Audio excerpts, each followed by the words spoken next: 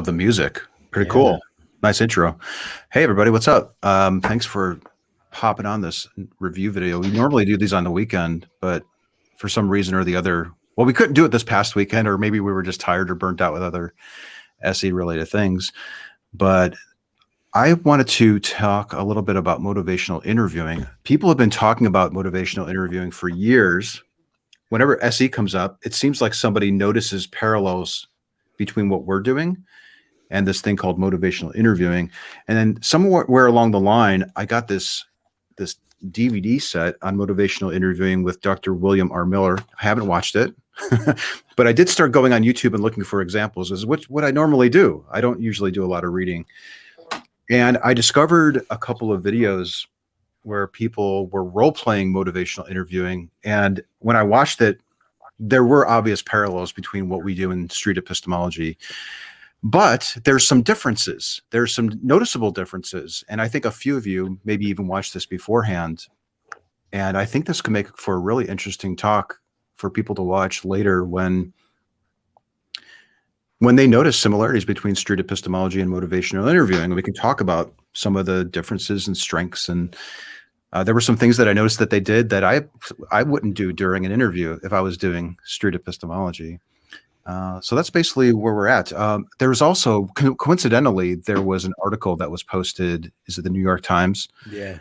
Where, did you guys read this? Was there a particular part, Reid, that you wanted to show or talk to?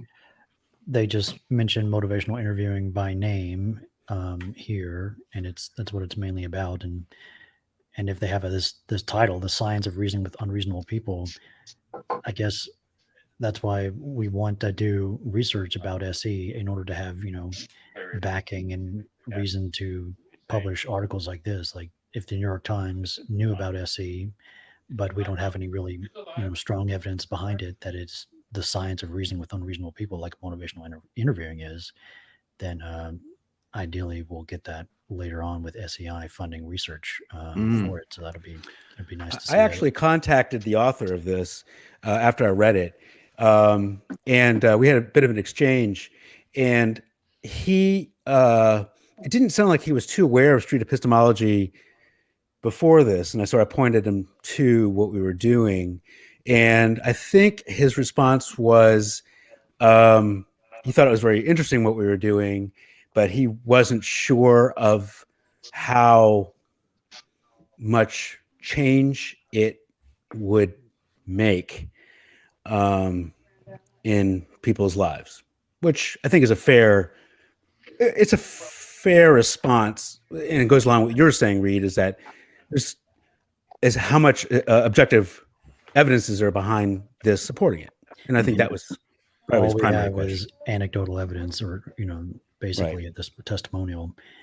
And for SE. Yeah. And getting like the real version of SE studied, like the real version of it, I would worry that it would not even pass the ethics review boards of like certain things, certain universities. So it's like, I don't know how this is going to get studied really. So we'll just see about it.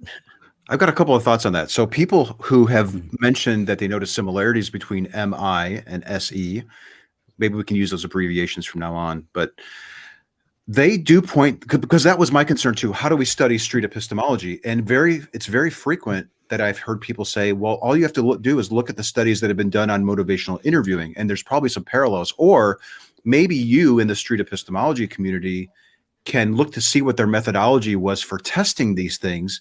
And maybe a lot of those processes, those decisions have been made already. And then you can get maybe 80% of the way there to study the street epistemology stuff. But there are some differences. When we do SE, we don't have to go to a review board or to work out the ethics. We just say, do you have 5 minutes for a short chat? And then it seems like we're using a lot of the MI.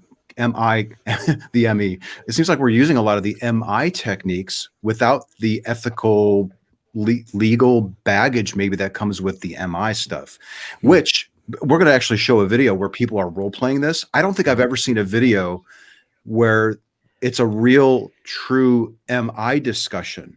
And you won't. And you maybe won't. Yeah, Right. I So see. this example, while it's an example of two people who I assume are familiar with motivational interviewing and they're mimicking probably what they normally see in an MI interaction, it's a role play. So we have to keep that in mind as well. I don't know much about motivational interviewing. What is I know what the goal of an SC exchange is. What do we know what the goal of an MI exchange is, and how are they different? I have some thoughts on that, but Dali, Okay. you want to jump in, or anyone else? Oh, I don't want to put you on the spot. My sense is that I don't know motivational interviewing well enough to discern it. Okay, let me give a little background. So essentially in motivational interviewing, from what I understand, and I'm not an expert in this, but I've been contacted by enough people who have experience in this area where they say this is a communication technique that we use with patients who come to us because they're struggling with an addiction, eating food or drugs, alcohol. Sure. They want to stop smoking. They want to lose weight, whatever. They are approaching us, and then we're using this questioning technique to establish trust, reveal the main culprits that they think is interfering with their ability to lose weight or stop an addiction. And then we listen to them when we ask questions. We repeat back. We'll use confidence scales. Yeah. I think this example that we show has that. And then we're gonna be a mirror to the patient who we're talking with to see what solutions they would conceive of entertaining that would be the solution to the problem that they're facing. Now that deviates from what we do with SE because we're interested, I think, in, well, what's propping up your view?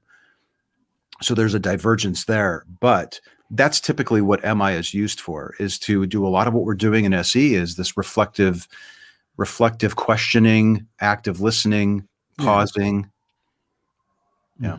It facilitates change for certain problems, and SE is kind of like a certain problem. You have a belief and certain reasons for justifying it. So you could kind of see how, if you have a bad justification, that's a problem, and how would you go through changing that problem? And the thing, however, though, like with SE, most people who have beliefs don't think that they're a problem. They think that they're crucial to their survival, and it's a necessary component to who they are.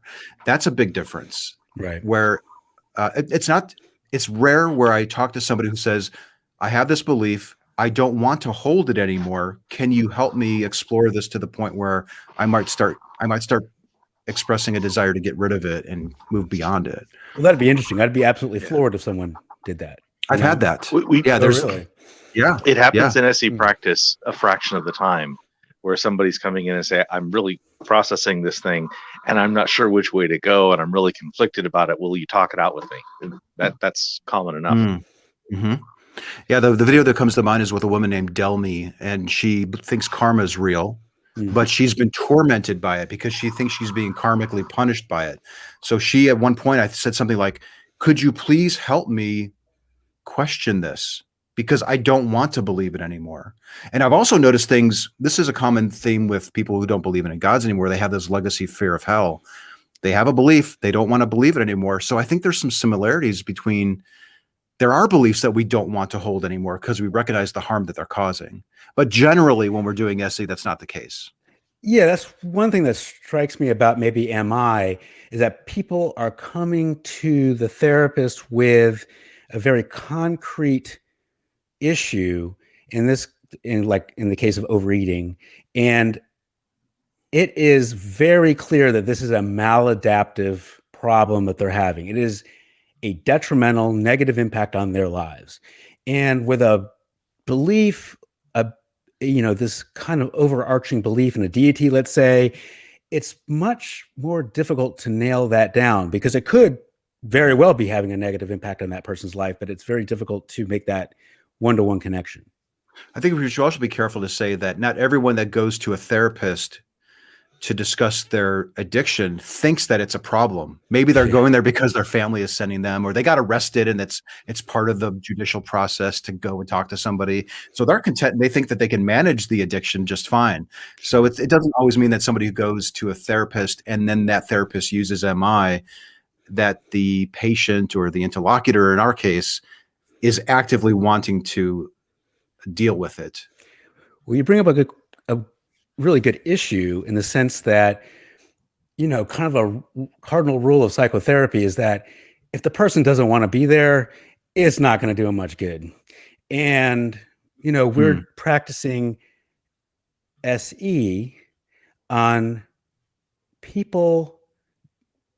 Do they want their beliefs changed or challenged, or do they not? And if they don't, that brings up some interesting questions as well. Yeah. But then again, we're not questioning beliefs. We're questioning reasons and methods that have implications for the beliefs. I guess in a way. Good point. Right. Like, so they're not thinking that their belief is being challenged. Well, I guess in a way they are. And we're usually pretty explicit. Like, I want to ask you some questions to see if you can justify the confidence that you think that that belief is true. Mm-hmm. So maybe most people think that there's just no way that my core belief to who I am can be shaken. So a few simple questions aren't going to really make that big of a difference. There's probably an overconfidence there.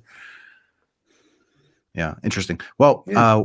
So we have a video here where there's these two presumably motivational interviewing experts who are role playing. And I think the person on the left is the person doing MI. And then the individual on the right is the patient, and it looks like they're going to be discussing weight loss. So at any point, raise your hand, we'll pause the video. And if something jumps out to you that you want to talk to, let's speak to it. All right, here we go.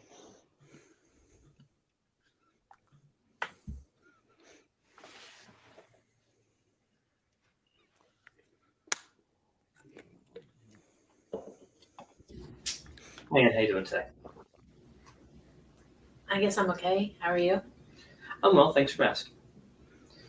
So you say you're doing okay? What's going on? Definitely no better than last week when we talked. I mean, I had some major binges this week. And I don't even honestly know why we're bothering to talk about it, because I've been down this road before. Mm-hmm. I should just like give up and buy some moo-moos and, just resign myself to the fact that I'm going to get fat and I'm going to stay fat. Tell me about some of the foods that you've been eating that have been kind of leading to this problem. Brownies. Mm-hmm. Brownies.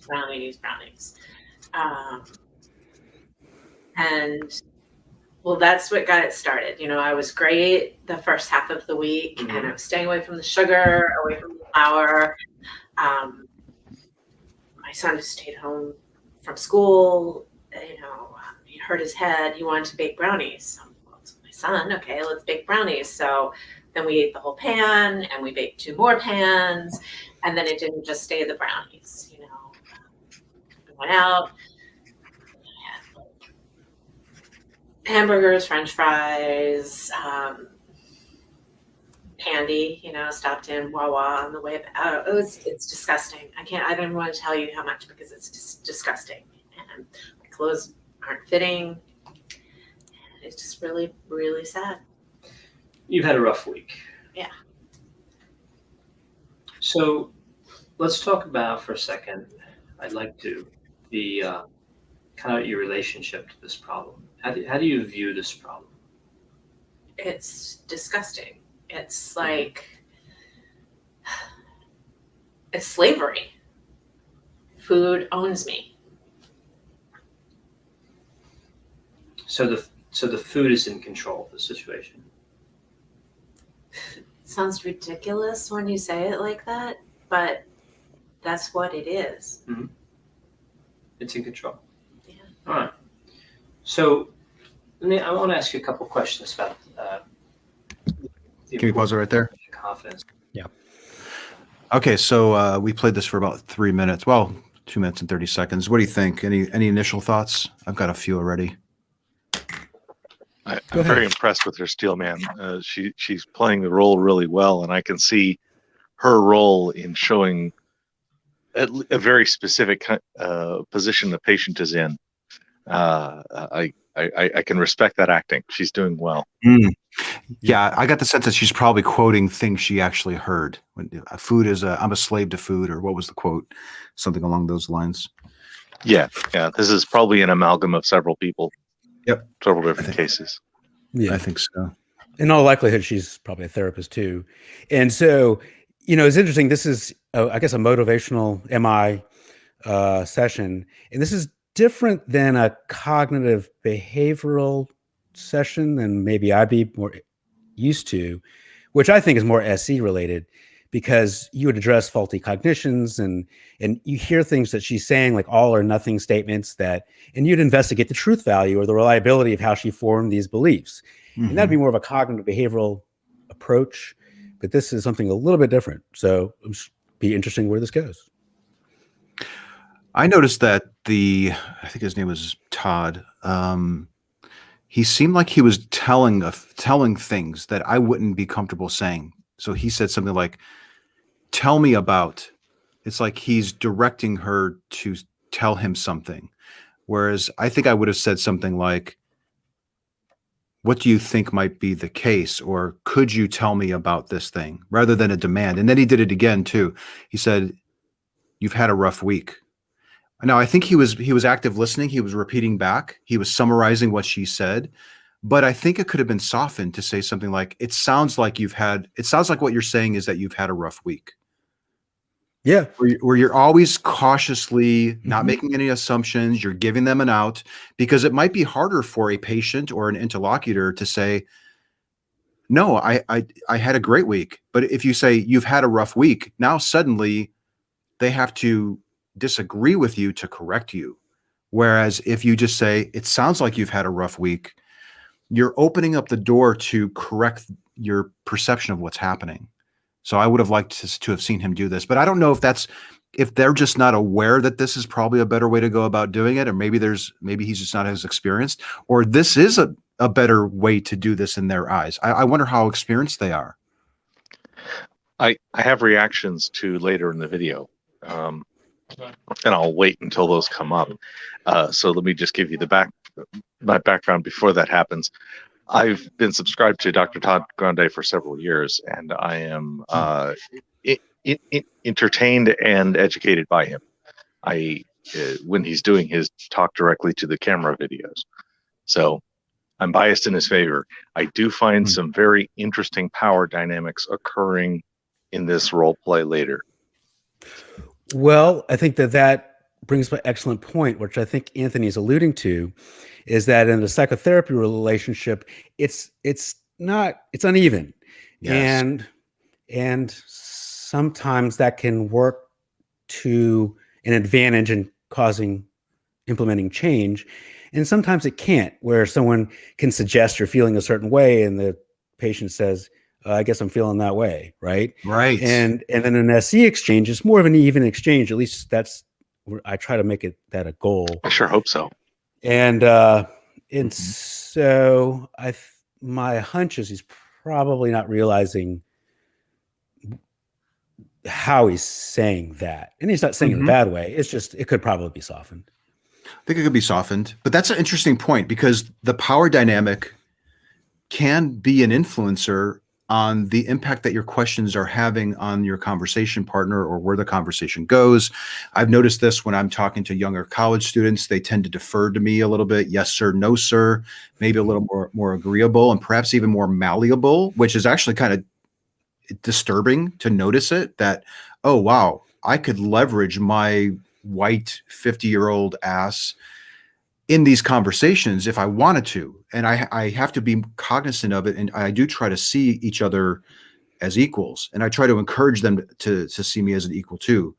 And that might explain, like, maybe motivational interviewing is more successful than SE. What if we actually showed that it was, and it had to do with the power dynamic?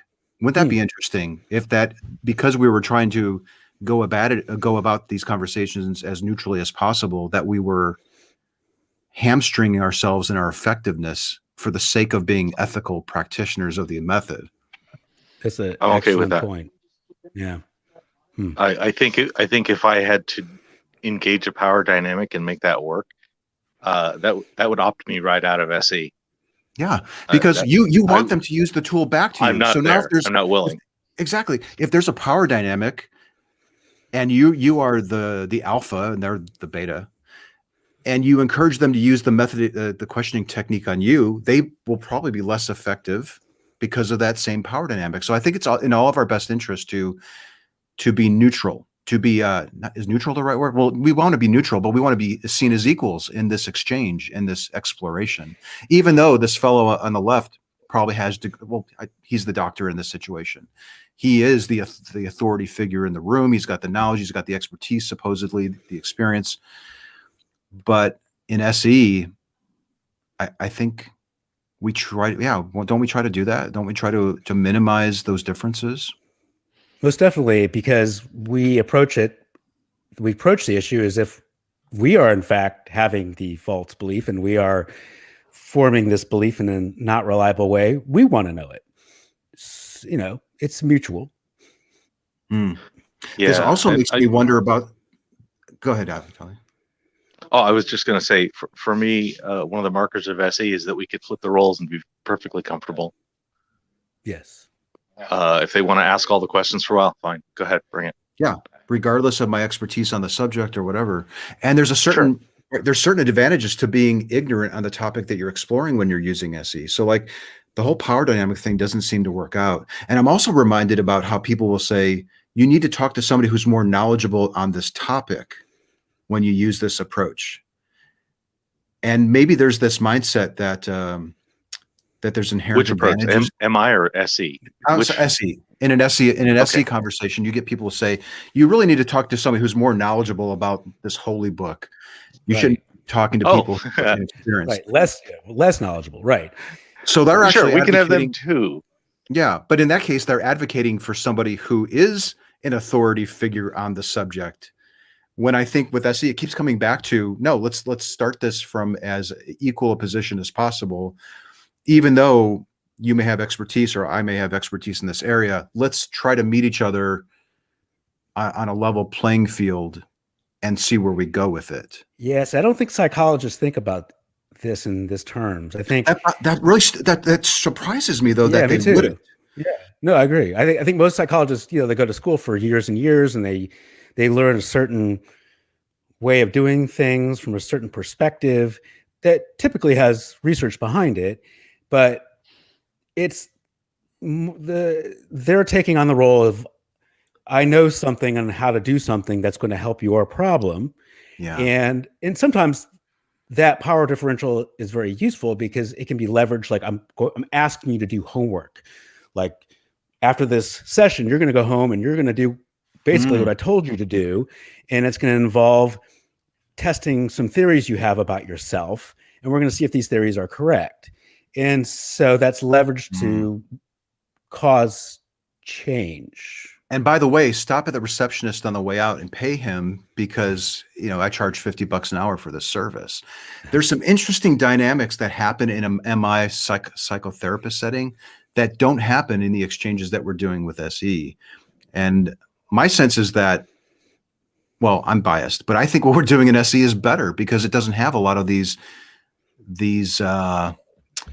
impediments, potential. Let's call them potential impediments to the conversation. I've often thought about writing a book about epistemology. I can't speak. It's hard. Epistemology, psychology. How about that? Where it'd be just a different framework, a different way to approach the question of psychology. And right in this way, you probably don't need psychologists. Yeah. If I charge 3 times the amount of all the other doctors in my area, have I primed my patients that I likely will have the solution? Have I motivated them to find a solution because now there's a cost involved in this thing? Yeah. Don't put me out of work, Anthony. All right, let's pick it up. All right. So changing. Clearly, you have some desire to change or you wouldn't be here. Oh my God, I would love to. Yeah. So if you're looking at a scale of 1 to 10, where 1 was it's not important to change, and 10 was it's extremely important to change. So this is just how important it is for you to curtail your eating. 10. 10, so very important to you. Yeah. It's very important. Okay. So what if I ask the same question, except this time you're confident? So 1 is you're not confident all you can change, but 10, you're very confident you could change. I could probably change for half a day. Mm-hmm. I've done it. You know, sometimes if I'm lucky, I'll get a week, but overall, it's impossible. Like, you want a number, it's 0. So it's below the scale of 1 to 10. It's Yeah. So you have no confidence at all. I've tried it. I know. I mean, it's like beating my head against a wall. So on one hand, you'd like to stop the eating.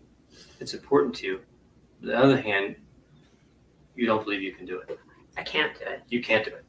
I can't. It can't be done. Let's pause it there. So he repeated back everything. 2 confidence scales. What are your thoughts? It's interesting. I can see how someone can see how it's very similar to SE. Like the tone is interesting. The speed of it and the mainly of the asking of questions is similar. So I can see how people would see how it's similar. I saw a very Go ahead, please. I saw a very distinct alter casting right there at the beginning. Surely you have some desire to change. It was telling her what she desires and having her disagree or agree thing. Oh, did he ask that before he asked her where she was on the scale? Yes. Ah, interesting. Yeah. Yeah, it was right near the beginning of that segment.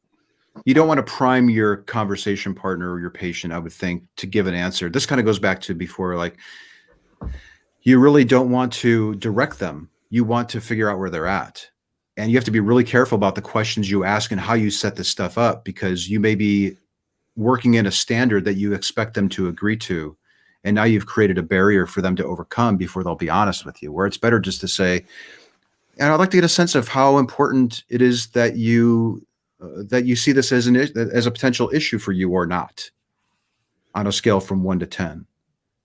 And then the subsequent one. And now maybe we can get a sense of your confidence in your ability to actually manage this and reach your goals. Try to keep it a little bit more open. Yeah. And one thing that struck me about this is that I forgot what the question was, but she said, no, there's no way I can do this. I can absolutely not do it. It's a 0. And that was her confidence in her ability to change. Her ability to change. She put herself at a 0. Yes. Yeah. And the way I would respond, go ahead. Oh, and so the way I would respond from a cognitive behavioral approach is very SE. And this is not what the framework it appears that he's coming out of. And that when someone says a 0, well, that's a red flag where you would say, really, I mean, a 0, like, even if someone literally locked you in a room, I mean, it seems like at that point you wouldn't overeat, right? I mean, so you would reality test the statement of how they're applying the belief about themselves and how they form this belief and the misperception of their belief. So the SC and the cognitive behavioral approach, I would see it much more aligned. And I'm sure he's going somewhere with this, but it's just a different place. His question was her confidence in her ability to change the behavior. And she said, in the short term, high confidence. And she kept redefining to the longer and longer span. And because she has failed, the longest span is a certain failure. And she redefined the question as, in the longest run, in the longest period of time, it comes to 0. And he just accepted that and reinforced the 0. Strangely enough, by accepting it, he reinforced the 0, even though there was a whole gradient of options in between. Because maybe the goal is not to say, I won't ever overeat for a whole year. How about a reasonable goal is, I won't overeat for a month. And that's why if I fail for 1 or 2 days and then I don't overeat for a month, I can stay healthy. Right. And that's originally why I asked the question to Anthony of the purpose, the goal of the motivational interview? Yeah. Because I know what a goal Is it to of eliminate binging, or is it to reduce the binging? Which goal? See, I think a motivational interviewer or a psychotherapist would say the goal is whatever the patient thinks is a reasonable goal to achieve. That would be my sense.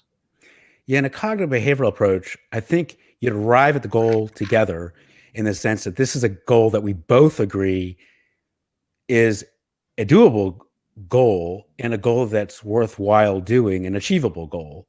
And maybe that will arrive there, but I think that's also a little different. Yeah. And to be clear, in SE, we're already outside of SE. Yeah, because we're talking about changing somebody's behavior. Right. Yeah.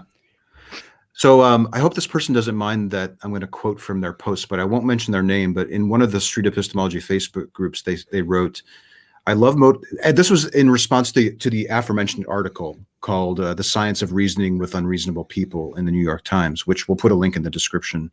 This person wrote, I love motivational interviewing. I'm a mental health therapist and I use it all the time.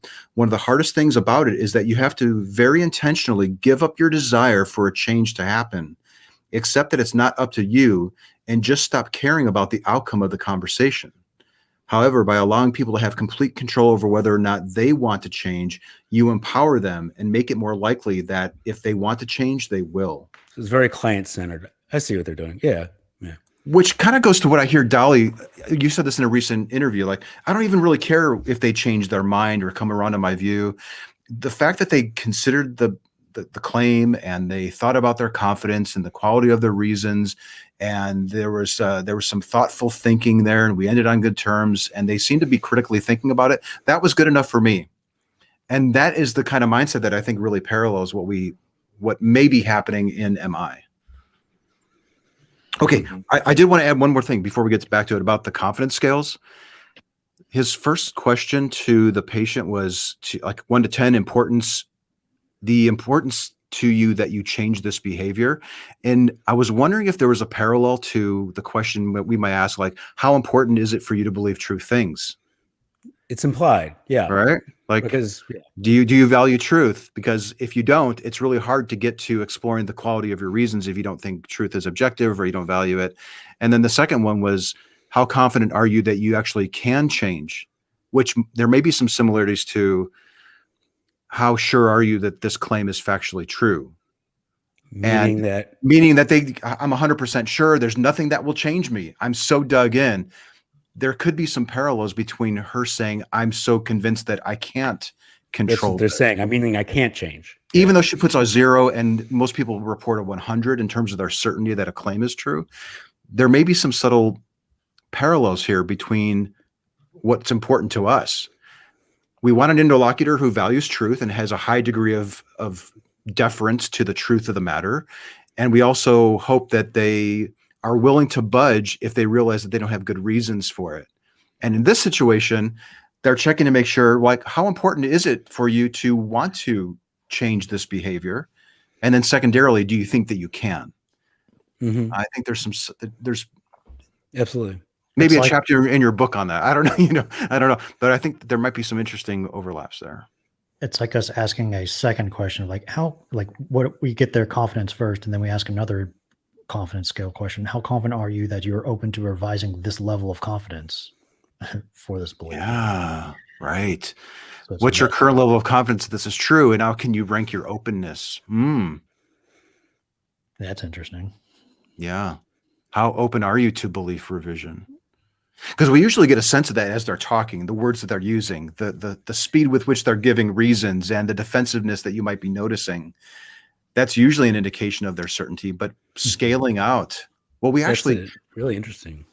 We ask them. That's right. We ask them to scale their confidence that it's true, but we don't usually ask them to scale their level of openness to belief revision in general or something like that. Yeah, and maybe I often ask this false assumption that the more extreme, the more, like, the less open they are to revise the confidence. But that's not extreme. What do you mean extreme? Like 0 or 100. We assume that is the most likely to not be able to revise their confidence levels of confidence. But maybe that's not a good assumption to have. Someone could be 50% and not open at all to revising their confidence about something, or 80 or 20. Yeah, that's something I often get hung up on, is when somebody says, I'm so convinced that this is true, I'm convicted in it. I'm 100% sure. And then, like that conversation with Gabriel, I started wondering, like, well, if you're convicted, if you're so sure that it's true, what impact does that have on your ability to reconsider your position? Yeah, sometimes I'll ask the question towards the end that if, by chance this belief, I'm not saying the case, but if the belief wasn't true, would you want to know it? And I try to get it to it that way, but I like the scale idea on the get-go because it primes them in the sense that they're telling you how closed they are to a belief revision. And I don't think people really want to seem closed, No, even if they are. No, closed-mindedness isn't a noble thing, but if you're convicted in it, especially on certain claims like God's, then it is noble. So it's claim dependent, isn't it? The nobility of your closed-mindedness is tied to the type of claim that's Which I find fascinating. It is fascinating because let's say somebody said, we're going off on this huge tangent, but let's say you're exploring God claim, they're 100% sure that it's true. And then you ask them the question of their openness. Well, how open would you be in taking another look at this view or other views? And they may give a number that indicates that they're less open to belief revision because of the claim that's being explored. But then you can say, what if we were to rewind this conversation and instead of talking about God, we happen to be exploring karma, and you gave me a certain percentage, and then I asked you this question about your openness to consider it. Would you have given a different number? And that might shine a light on the influence that the claim is having on the self-reported level of openness. Yeah. And I do find that fascinating that where people will claim absolute certainty in a belief that is just patently impossible to be that certain about, and to have that level of self-assured, it's almost kind of a lack of insight, a lack of how that looks. I know that's strange to say, but when I'm talking to somebody and they have that level of certainty about something, to me, it seems that as an outsider, that looks strange to have to be so certain about something and to wear it on your sleeve as a positive, to wear it on your sleeve as this is something in my world that is a good thing, that when we believe something this strongly, we say, good for you. That's because doubt has been stigmatized with some claims. It's not good to express doubt. You need to doubt your doubts. Now, in the case of the motivational interviewing situation here, helping the patient start to wonder, start to question, start to doubt in their inability to change is probably the precursor to helping them identify what they need in order to change. So doubt is actually useful in the case of motivational interviewing, and of course in street epistemology, in belief revision and identifying best courses of action to get over harmful behaviors, which is what they're doing in MI. Now that makes me wonder if people who are more religiously inclined have more difficulty struggling with addictions because of the doubt component. Maybe doubt has been so stigmatized because of the religious stuff that they're preventing themselves from allowing themselves from doubting their ability to get over this thing. That's a testable claim. It might be. Okay, let's go back to the video here. Have there been any other changes you have been able to make, say in the last few years, that have been positive? I stopped biting my nails. So you've had some small successes in terms of making changes? Yeah. What do you think makes this, well, I'll just refer to as the food problem, so much more powerful, so much more difficult to tackle? I wish I knew. I mean, there's so many things. It's everywhere. The food is everywhere? Food is everywhere. And I mean, You mentioned before that brownies were the culprit for this last week. brownies, Hershey bars, Hershey Kisses, yeah, chocolate. You enjoy chocolate. Yeah. Okay. How about other foods that could be contributing to the problem that maybe you don't enjoy as much as chocolate? Oh, potato chips, Mm-hmm. French fries, Mexican food. What else? Cheese. Definitely. Any other types of candies? Start naming them. Skittles, cherry Starburst. Mhm. Basically any candy. Pretty much any candy. Yeah. So of the candies, so I want to focus just on the candies Okay. and not the other foods just for now. The thought of, like, if I introduced the idea of stopping eating chocolate, how would you react to that? Not gonna happen. That's not going to happen. All right. I would love for it to happen. But that's not I gonna can happen. just tell you. I don't even want to pretend. So you know that for certain. How about the, let's go, for example, with the Skittles. What if I introduce the idea of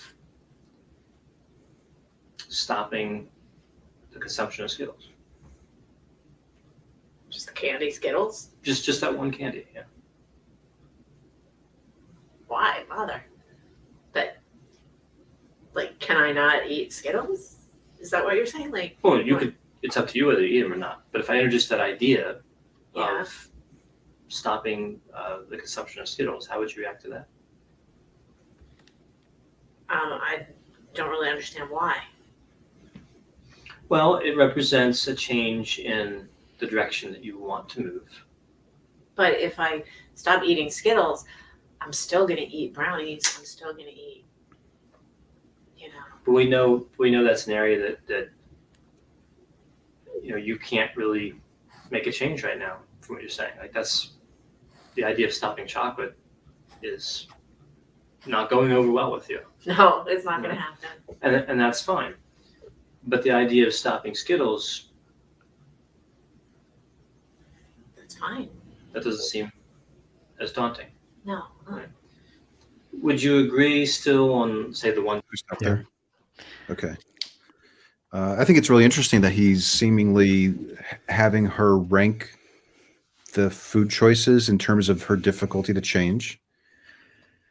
With the idea that with more therapy sessions, he could just go, they do the next one and then the next one and then the next one. Do And you think is that where they're going, or is he saying basically, listen, it seems like you have the ability to control yourself on this type of unhealthy food that you recognize that you don't want to do.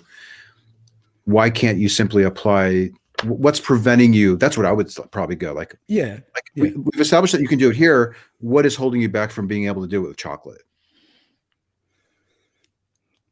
yeah, I get it. But I'm just not sure that's where his approach. But Dali, you've seen his videos, and I don't know if this is his approach. Or, Yeah, I haven't seen his acting videos where he's demonstrating the stuff. I've seen his commentary videos. Oh, So okay. I that's why I'm not familiar with his approach on motivational interviewing. And as an aside, food addiction is often considered a lot more difficult than alcohol addiction or other addictions because in alcohol addiction, you stop drinking alcohol, you just abstain, but you can't abstain from eating food. You have to eat food. So you're not going to stop eating food. And so that's probably one of the more challenging things to deal with as a both as a person going through it and someone who's treating it. I was thinking maybe, is there a little bit of a parallel here between what we might say like the outsider test for faith, where we say, well, somebody else might have a similar belief about a completely different God that would be sort of the equivalent of the different food. Like you wouldn't think that that's a good reason for them to think that this is true, and yet you seem to think that it's a good reason for thinking that your God is real. I don't know. Maybe that's a little bit of a stretch, but it got me wondering if maybe the Skittles in this case is the Hindu to the Christian, where the chocolate is the Christian. Outsider test for if you can actually stop eating particular food. Okay. Yeah. Like, what's so different? What makes the chocolate different, right? So we'd ask a Christian, what makes your belief better, or your reason better than the reason that a Hindu might get? Yeah. But I guess depending on the model, one, and that's why I think I'm bringing this up, is one is an addiction, and one is a belief system. And I'm trying to see the similarities and differences between. Yeah, that. It may not work. Like I said, it might be a stretch. All right. We've got about 4 more minutes left here. Would you agree still on, say, the 1 to 10 scale that it's important to stop Skittles? Yeah. Okay. Yeah. How confident are you could not eat them? Well, it's kind of funny now you're talking about it. I sort of want Skittles more, but I like from now till next week when I come in here, I'd say like I'm 99% confident I could not eat Skittles and it would not be a major problem. All right, so this is a change that you think you could accomplish. Yeah. Even though you're not sure it'll actually contribute to solving the larger problem, we know that that's something that's an area where you don't really see a change as likely. Like right. discontinued. If I don't eat Skittles this week or even for the rest of my life, is it going to solve my problem? No. But will I do it? If that's what you want me to do, yeah, that's fine. Well, I would hope it's something that you would want to do. I mean, what I want is one thing. What you want is really important here. Is this something that, are Skittles part of the problem? Yeah. Small. Yeah. Right? No pun intended, right? I know they're small. But it's a small part of the problem, but you'd agree it's still part of the problem? Yeah, sure. Yeah, so, not a huge change, but it's one that we can work on. All right. I want you to be able to, genuinely buy into the goal. If you don't think it's important, we can talk about other areas of change. No, I guess I see what you're saying. If I'm going to be completely honest with you, well, that's what I'm paying you for, right? So I don't think it's going to work. I'll just tell you that. But you think you could stop eating Skittles, but you don't think it's going to solve the larger problem or lead to. Exactly. All right. But that's what we have to work with right now, because the larger problem is not something, the way you put it is it has control. Yeah. Right? Yeah. So if I okay, Dali, go for it. I know, Sorry. it's so obvious. Okay. I really hate that he's buying. First of all, she's pushing forward this notion that the food is almost like an agent that is in charge. She's giving up her authority. She's giving up her agency, and she's trying to give it up to the food. She's trying to give it up to Dr. Grande. She's trying to give it anywhere but herself, so she doesn't have to take control of it. It's like and he's allowing that language of saying the food is the agent, the food is in charge. And I think that leads into, I think that's the core belief that's at the base of the problem, is the not taking of the agency. Now, I'm not sure that she can just fix that, But See, I'm surprised that you picked up on that. That wasn't what I was thinking. I was noticing that the patient was expressing doubt that what he was suggesting would have any impact on her whatsoever. So I would have said, well, I'm totally open to setting that idea aside. What else do you think might work in this situation? If you don't think not eating Skittles for a week as a if you don't think not eating Skittles for a week is a demonstration to show that you're capable of doing it, really wouldn't have any influence on you cutting back on chocolate. What would you So propose? he might have traded up through just flexible negotiation rather than sort of a this or not this. Approach. It sounded like she was saying, I don't think that this will work. And he said, no, I do think it will work. Well, Anthony, you'd have been a good psychotherapist, because what struck me is that you want the client to set the goal. You don't want to set the goal for the client, because it's common sense in the sense that if you have a friend who is going through a problem and how often have you given someone advice and that advice falls flat? Because that doesn't help. And so it has to come from the person. Yes, because now they have an excuse so that when it doesn't work, they can say, well, that was never my idea in the first place. You're the one that pushed for this idea.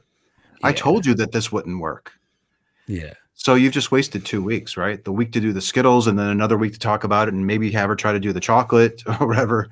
Like you have to go where they take you, I think. Give her the locus of control. Yes. Now they may be beat down and think that they're not capable of doing it. So I understand that. Like that's probably what he would say is like, listen, she doesn't think she's capable of doing the chocolate. I want to be able to demonstrate that she can do it with this one thing and then use that to go. And I've done this so many times that it does work or something. But yeah, that would have been my sense, is like, okay, well, I'm open to hearing other ideas. What would you propose? Maybe let's talk about it. Yeah, it should be a collaboration that way. I agree. Telling somebody not to eat Skittles and someone saying, yeah, all right, I could do that standing on my head. I don't even like Skittles. Yeah. Did you notice that she also mentions, well, I am paying you. So it was almost like she was saying, well, you're the expert here, so I guess I'll do this, even though I don't think that's really what's going to work. Why wouldn't you listen to that reservation that she's having? It seemed like he steamrolled over her to propose this solution. And it might just be because of role playing and they're trying to teach certain things. And this is advanced level deconstruction of these conversations. I don't know. It's not the way that I would have gone. I assume he wants to create like a snowballing effect. You know, if she can successfully stop eating Skittles for a week, could she then the next week successfully stop eating Skittles and something else? And then potentially next month stop eating the category of candy altogether. Yeah, and a sense of efficacy, like I've done this, maybe I could do a little bit more. So you just do a lot of little things, and then they can revisit the claim that she can't do anything to significantly, get her towards this goal. They can look back on her past successes, very small cumulative successes, that maybe that whole set of successes can help create doubt in that original claim. It's not creating doubt, but it's building confidence. It's building her own confidence in her ability to change, which it's also evidence-based in the sense that we have evidence that you stopped eating Skittles. Yeah.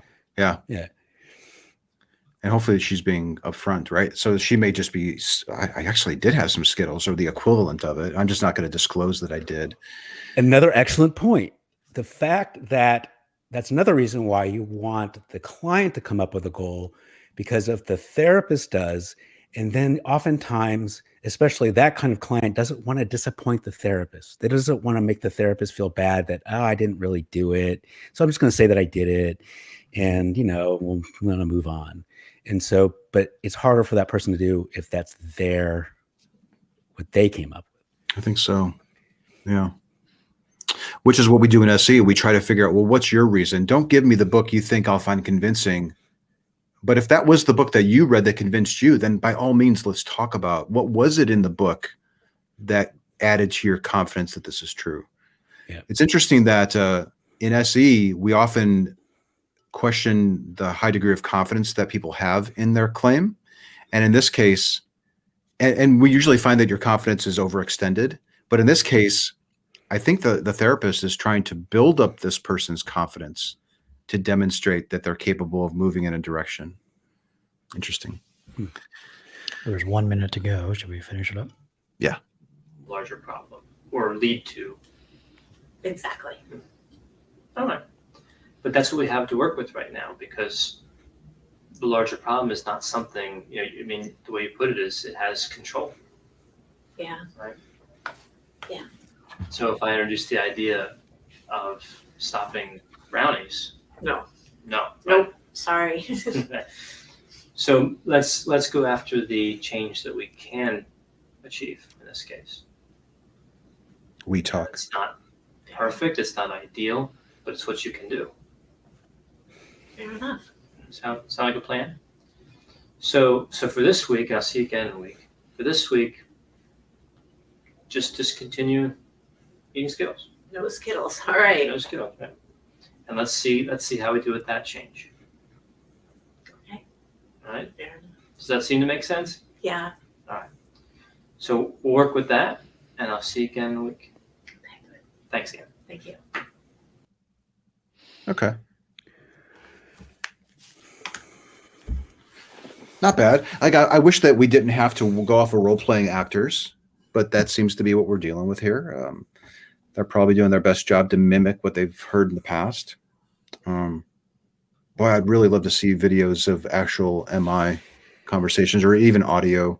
If there's anyone watching this that has that, and you could ethically and responsibly share that, and legally, I suppose, if there's some way to do that, I think there'd be some value in having us listen to it or watch it. Mm-hmm. Yeah, that might be a tall order, but Might be, yeah. yeah.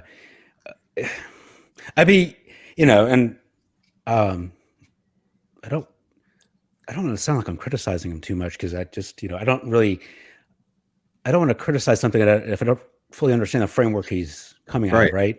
Yeah. And I'd be curious, like the next week, and they came back, and what happens? So she didn't eat Skittles. So we're going to spend the whole hour going to the next. We're talking about potato chips.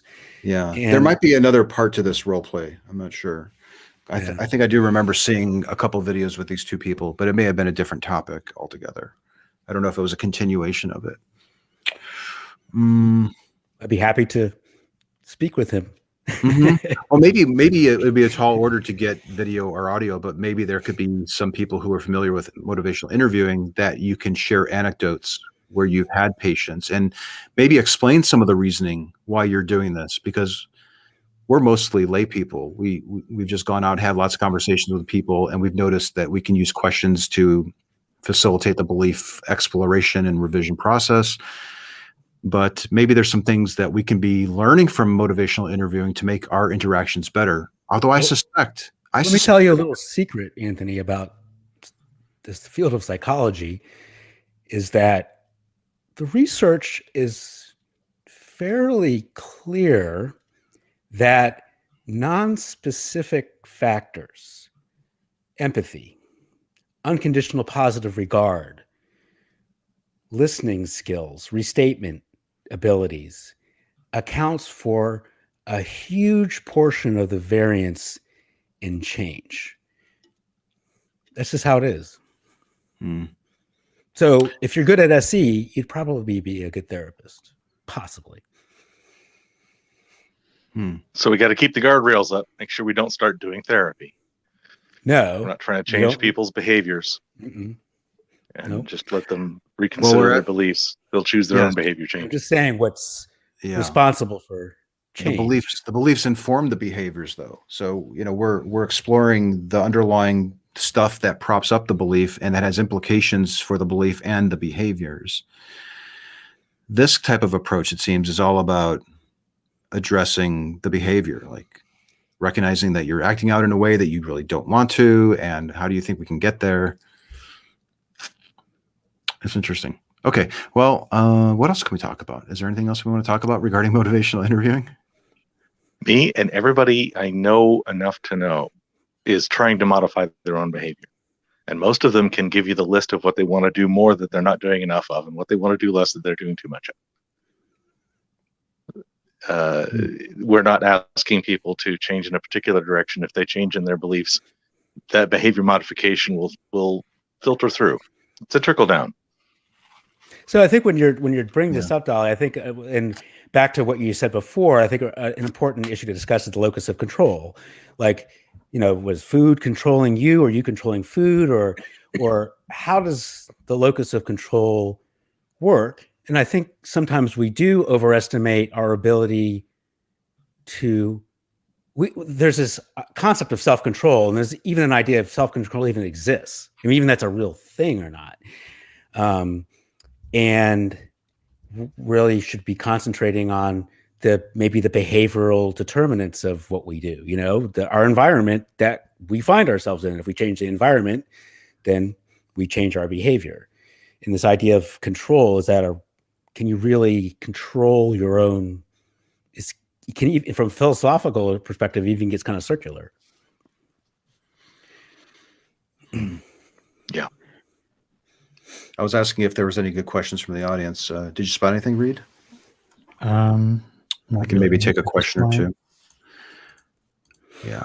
I think it was, okay, someone wrote, I think someone already mentioned it, but both activities help ground our positions closer to reality. Both activities. You mean both? Sure. Both activities, SE and MI, help us. Yeah. Sure. And they're completely different structures in the sense that one of them has a whole professional concerns and ethics and standard, and the other is amateurs playing chess in the park.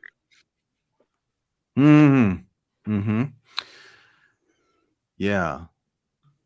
At what point do we start to recognize that we're crossing some boundaries? Have we crossed those boundaries with the SE side of things? If SE is really similar to MI, and there's these high standards for what you need to be able to do to practice it, and how you treat your patients and all this stuff. Well, I think about that a lot, actually, because of what I do, I have to make darn sure that I'm very clear. This is not to affect change. This is not for that. This is not to help you. This is something different. Do you warn them that it could result in them changing?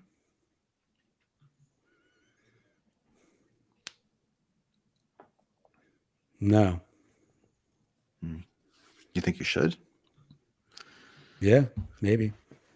Yeah. I think it might be implied. I think it's implied I'd like that to. We're talking about your gender. I'd like to talk beliefs. about your belief and how confident you are in your belief, and ask you to judge your confidence in relationship to your evidence. I'm implying that you could change your mind. Yeah. And your behaviors, because it's the behaviors, right? Yeah.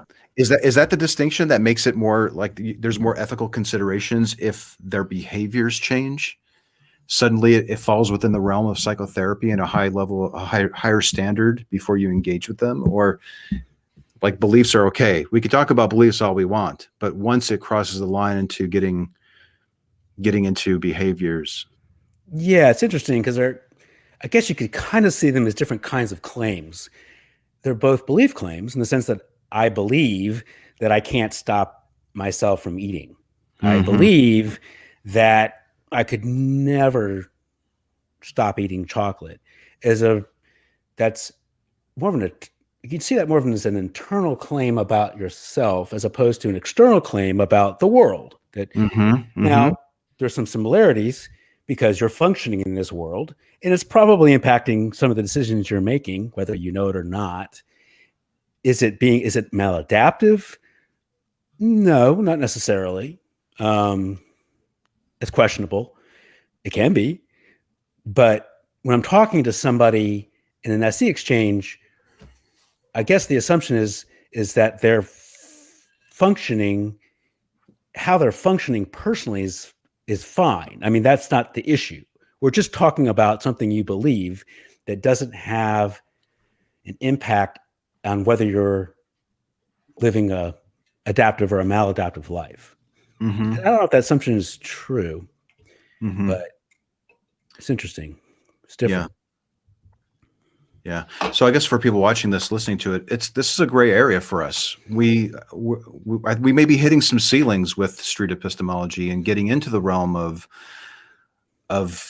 behavior modification, because the beliefs have implications for our behaviors. And we honestly, I don't know where we're going with the whole SE thing. Will it ever reach the point? Has it reached the point where maybe there could be some lines that are crossed if you don't clear up things or warn people that certain things could possibly happen to them?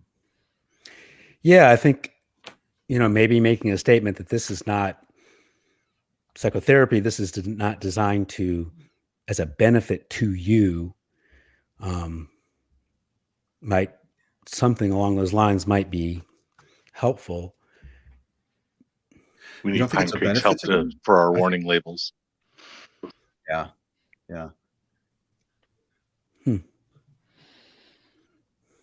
Specifically, he's used some over-the-top warning labels that some apologists have said he should use, and it comes off so funny. It's very silly.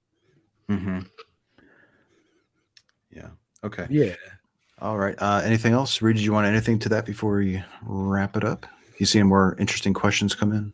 Not really. I think one technique is we want to model epistemic virtues. And I guess part of my agenda and goals of doing SE is to, through that modeling, enact change in the person I'm modeling for. So if that's an unethical thing to do, then I'm sorry, that's my goal. That's my agenda. And that's how it's implied. Yeah. Well, if there's anyone who has a background in MI that wants to come on and break one of these videos down, or maybe we can do the opposite. We play a street epistemology video, and then you point out things that you notice from the MI side of things, maybe things that you would have done different or that you wouldn't have done at all, because it breaks some sort of ethical guideline or something for you. I'd be fascinated to talk with you about it. So It's interesting. I can't see the ethical violation being on. I ask you to. I'm trying to get you to change your behavior. That could be I put up a sign saying don't smoke in the elevator, or I hold up a sign, please vote for this party. I'm trying to change your behavior.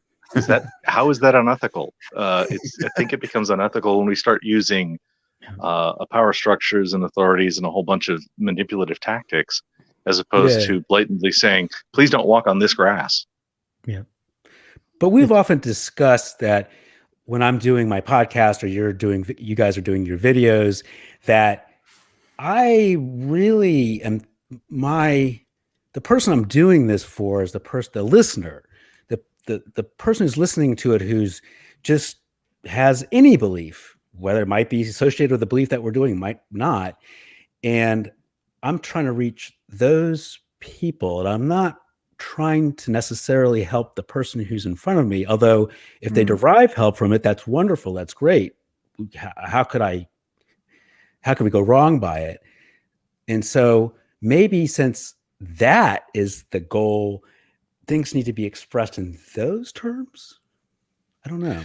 But you're doing that, I think, and I do that too, because I want people to watch the videos and then use the methods with their loved ones where there's not an audience, and that person that they're speaking with and using SE with is the intended target, for lack of a better word.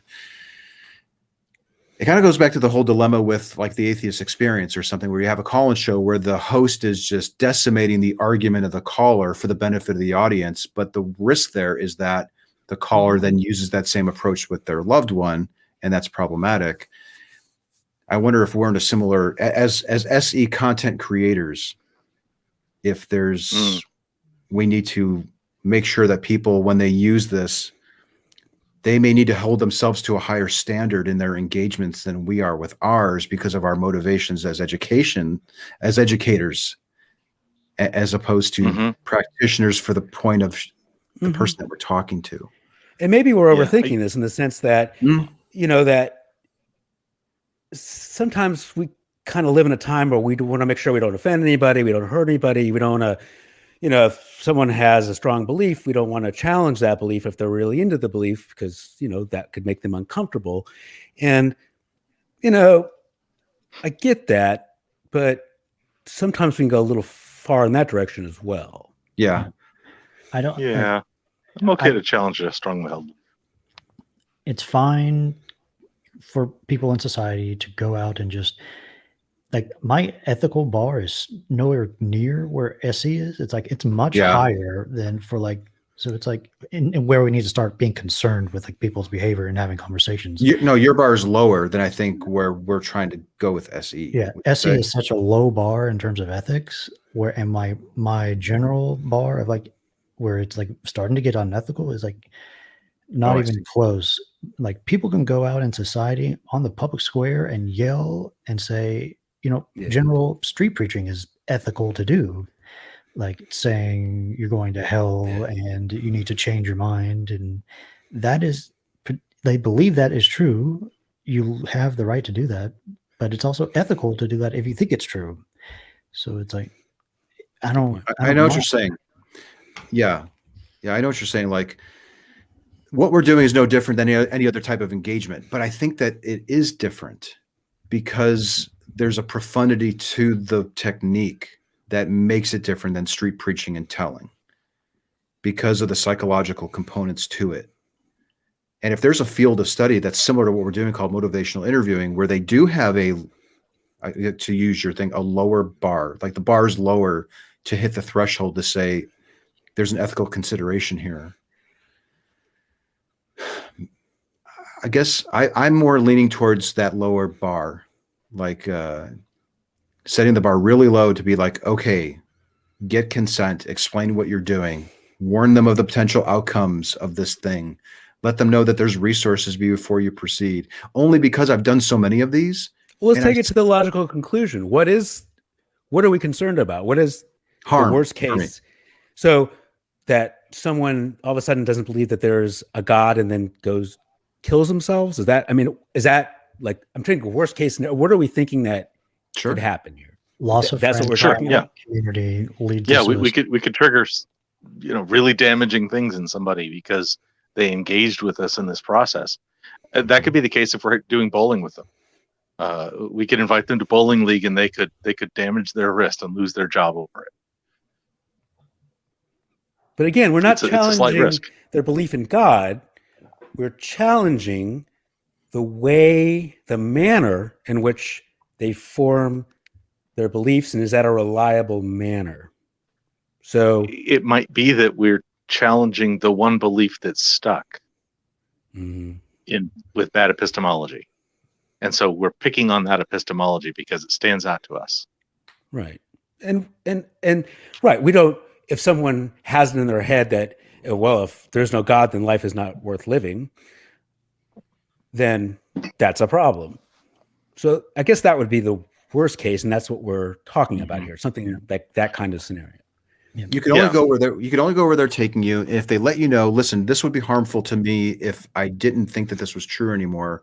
That's usually the point. And I think, Reid, even with your bar where it's at, I don't think that you would proceed in that situation, right? Like we go where our conversation partner takes us, but they may not disclose certain things because they don't want to be seen as weak or questioning or doubting. And they have an overconfidence that's not justified. That has profound implications for their mental state and how they react, or if they may harm themselves or others. I guess if you're ever in doubt, ask your conversation partner, what kind of impact are we talking about here? And you can even scale it. So you're not only scaling their openness to change, but what kind of level of impact are we talking about here in the long run? And if you were to find out this belief wasn't true, how would your life change? Would you be a different person? Would you be the same person? That's a great question. Yeah, for sure. Because then they're starting to identify, I really wouldn't change all that much. Maybe this really. For some people, that's true. Mm-hmm. Yeah. I think for other people, that might be really shattering. And while I would back off on the pushy, what can I do to keep them from having a really shattering loss of faith? It's I'm one grain of sand on the sandpaper that's eroding their faith. I'm not the knife or something. I'm not the shovel digging it out. Well, that's the other part of this, is that we may be completely overestimating the impact of the conversations and the questions that we're asking. We spend 5 minutes with them or 10 minutes exploring their God claim, and they've had this belief for 30, 40, 50 years. Yeah. How much of an impact is one conversation going to have? But it's always at the back of my mind, is like, I don't know. Like 3 of us here, we're working on this course for street epistemology. There's a module that will talk about ethics, and it's one of the very early, if I'm not mistaken, it's one of the first modules in it. We've ranked these modules in terms of what you as a practitioner should be aware of, and the ethical considerations is very early on, Which is good. That's a good way to do it. Yeah, we had that meeting where we decided, no, even though ethics is kind of a wrap up at the end, we have to put it ahead so if they read part of the way through the course and start trying it, they don't mess up. Curious what That Peter was a says about conversation. this. Has anyone ever had a conversation about that with him? I'm just wondering. During the Bishop Barron review video, I showed that clip of Peter giving a talk, and he explicitly, back then, he said explicitly, it is my goal to eliminate the faith virus. So he wants this way of coming to beliefs eliminated. So he's not too concerned about it. And he cites, that we don't live on an island. Our beliefs have consequences, and that leads to harm. So that's yes. However, on the individual level, my suspicion is if Pete discovered somebody who was particularly dependent on the belief, my sense is that he wouldn't proceed exploring their belief with them. Yeah. It depends on the context. He's seeing a big picture, but we're saying like individually, one person at a time. Is that what you're saying, Reid? Yeah, I think he would be more on average to attempt to instill doubt, attempt to potentially change them as a person towards a more reasonable, having those epistemic virtues, which is the goal, and be damned the consequences. Well, this goes back to one of those first questions that we tend to ask is, how important is it for you to believe things that are true? I think that was what we're talking about, right? This idea of objective truth. And do you value it? What's your, on a scale from 1 to 100, how important is it for you to believe true things? And if they put a high degree of confidence in that, or if they weight it highly, I should say, then usually that's a big factor for me on whether or not I decide I want to proceed. If there's no indication that they're going to harm themselves or there's going to be a tremendous upheaval and they're willing to proceed and they value truth, then that's a green light to me to go. How often do you have people who rate that question low? And then not often, but it's happened. But sometimes more of the case, I would see people who rate it highly. And then as we talk, then it comes out that, well, don't you think? Or I think so. I think, yeah, maybe people, they like say, oh yeah, I absolutely want to believe true things. But then we're like, well, if you found out you were getting sick and you had cancer and you only had this much, maybe in that situation, I'd want to wait 6 months before I actually knew that was the case. Yeah. To get some of that. Yeah. And so just, you're saying it's a green light and we want to take people at their word. Yeah. That's all you can do. Yeah. You can't really second guess them. Right. Even if they say like, yeah, this would be really harmful to me and I'd harm other people. If I didn't really believe them, I probably should still go with what they're telling me. Or then you can just SE what they've just told you. And if they really think it's the case. Right. Okay. All right. Very good show. That was really fun. I'm glad that we covered that. So yeah, we'll look in the comments of this video to see what you thought of it. And if maybe we should do another discussion about motivational interviewing, or I was also thinking maybe at some point, Dr. Daryl Ray might be a good guest. He is a psychotherapist. He started recovering from religion and they use a lot of the techniques of SE. I gave a talk to them 2 weeks ago. It's not out yet. It was more like an intermediate level SE course, but anyways, they are using SE type of questions for people who call in who are looking for solutions. They don't instill doubt in their callers, but they'll use it to explore solutions with them. And so like Daryl might be a really good person who straddles both of the academic psychotherapy side of it. And he has a really good understanding of the SE side of it too. And then maybe sometime we could, and I'm sure it's somewhere on YouTube, someone doing a strict cognitive behavioral therapy session. So maybe that would be maybe we can do that next time. Like, Because I think that's more aligned to SE than motivate. Okay. The way I perceive it. Than I'd like to learn motivation. more about. I would definitely like to learn more about CBT and how it's similar or different to SE, because I've also heard similar things about CBT as well. Yeah. Mhm. And hopefully by the next time we do a show, I'll be getting some content from Clubhouse. I'd love to see how Clubhouse works with SE conversations. It seems like the perfect platform. So we'll see how that goes. You want to talk a little bit what that is? And yeah, it's audio only, isn't it? It's like an audio only blab, but then I have to explain blab. But it's a social media platform where there's a bunch of public rooms where someone hosts any topic and anybody can go into that room, audio only. You kind of raise a hand if you want to be brought up on stage. Whoever hosted the room can bring you up and give you the permission to speak. And then it's just a great way to have conversations, it seems. How is it different than Discord? Because you can do that in a Discord server. I guess it's more broad. You can just search for a topic rather than have to find a server. Yeah, all the rooms are public. Well, there are private rooms, but there's a whole list of public rooms, and you can go in and just watch as an audience. And then the moderator, whoever hosts the room, has the power to let people come up on stage and talk with whoever. And you can have up to I don't know how many people on stage talking, but you can have one or just two, or I don't know what the max is, but a lot. It's just a good way to do it. That's cool. Sounds like less and trolling. Is there less trolling there? Maybe, probably. I haven't Especially seen, there's an invite component to it, right? So you have to get an invitation to get into it. So it's usually somebody that you know. And do people use their real names there? It seems like most people do. I think so. Or it's almost like a Facebook-y kind of level of identity. And then there's also the virtual reality room that you folks have been in lately, doing some VR stuff. Yep. Dali just got his Quest 2. Is that right? Yeah, I got a Quest 2, and my eyes are bugging out. I've just been trying to learn it, and one thing I've learned is that I need to use it here at home and not out on the edge of 4G connection on the boat. That I just don't have the bandwidth to to watch movies or something. But as far as being in rooms, in VR rooms, like the big screen, I think that's going to be just fine on a 4G connection. Do you have a virtual reality system, Mark? No. Because we were talking earlier that it might be fun to have you in there. We could literally be we can be in a virtual reality room. People float in and out. I have a headset. I haven't really. I've tried to it's a thing, and you stick your phone in there, and it never really. Is that what you guys use? It's a step up from that now. Yeah. There's. It just never but really, the step up has gone way down in price. It's about $300 now.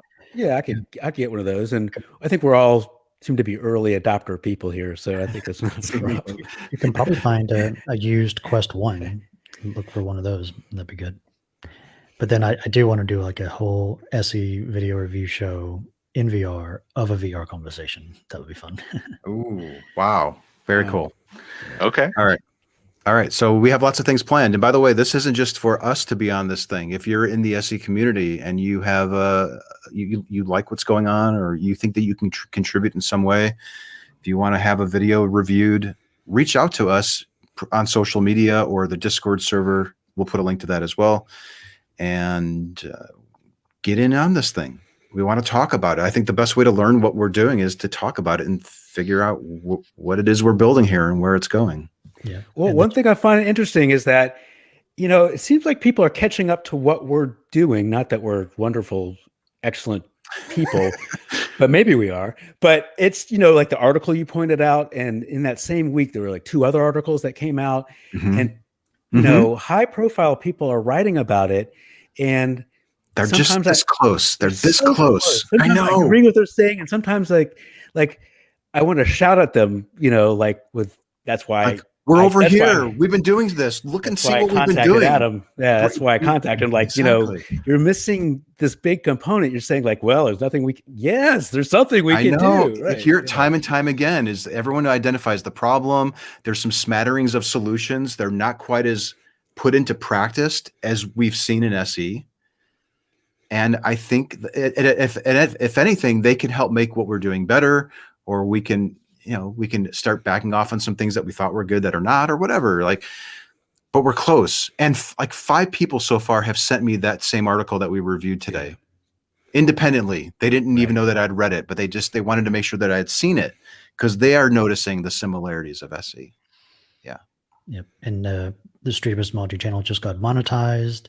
So if you think of any other forms of content we can produce on this channel, let us know, put them in the comments, and we'll just keep producing content. And on that note, that goes to the nonprofit that we started. That doesn't come to us. That goes to the nonprofit that we're using to fund all sorts of interesting ventures to promote this method of street epistemology. Yeah, I want to look into like how we can make sure your donations are tax deductible if it goes to this channel. I don't know. I assume that's how that would work. Gosh, We'll through an figure it out. ad? Yeah, I mean, maybe if you made like $100 or more, there must be some threshold for that.